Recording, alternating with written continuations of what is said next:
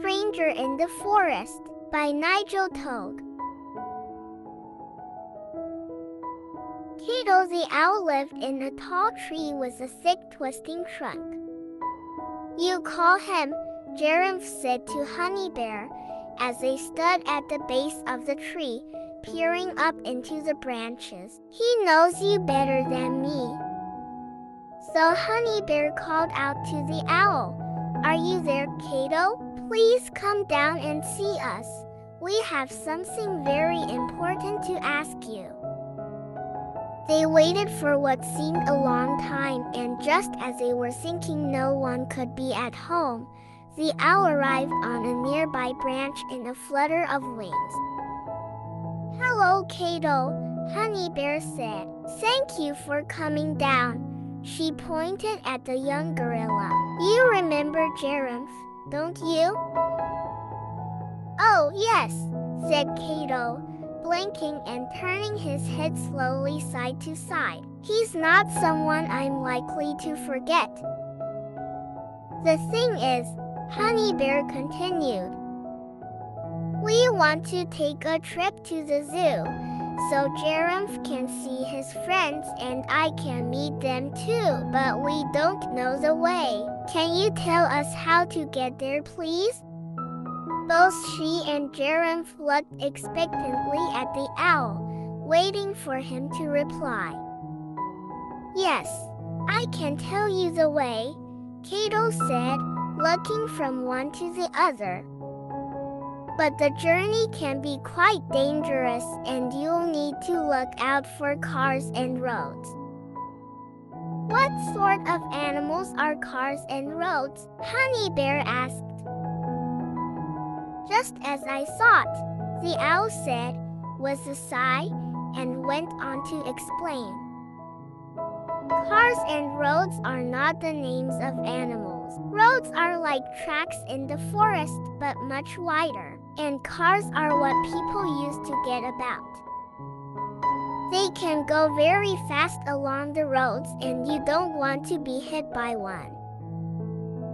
And speaking of people, you need to be careful that none of them see you on the way." He blinked twice. "Have you two thought about that?" "Oh dear," Honeybear said, shaking her head. "I hadn't thought about that at all." "Don't worry," said Gerumph.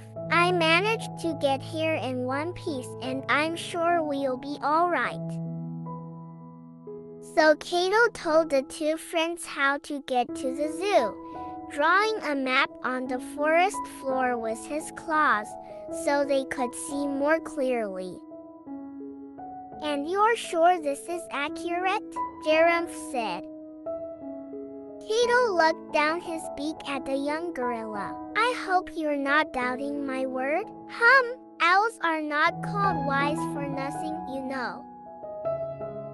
"Thank you, Kato," said Honeybear, stepping in quickly before Gerumph could say anything further. "I knew you'd be able to help us."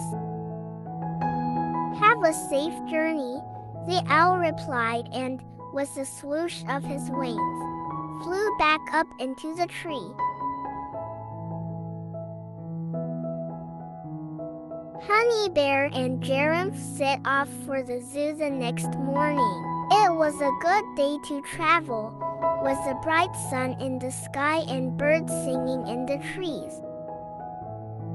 They hadn't gone very far when Gerumph spotted a movement in the bracken. "Who's there?" he wondered, pointing a finger so Honeybear could see where he meant. A moment later, his question was answered when Snotty appeared, uncoiling his long body onto the forest path. "Hello, Snotty," Honeybear greeted the snake. "Isn't it a lovely day?" "Is it?" Snotty answered in his usual grumpy fashion. "I hadn't noticed." "Of course it is," Honeybear continued. And we're off on a journey to the zoo so Gerumph can introduce me to his friends there. Maybe I'll get some peace then, Snotty said. All that running about the forest you've been doing gathering flowers. We were making a garden at the bottom of our tree house and collecting flowers to plant there, Gerumph pointed out. And I'm very sorry for what happened. I've already told you that. What had happened was that Gerumph had seen a beautiful purple flower and had gone to carefully dig it up for the new garden. But as he began, Snotty suddenly appeared from underneath the flower where he'd been having his afternoon nap. Gerumph had been so startled that he jumped in the air and fallen over backwards with a thump.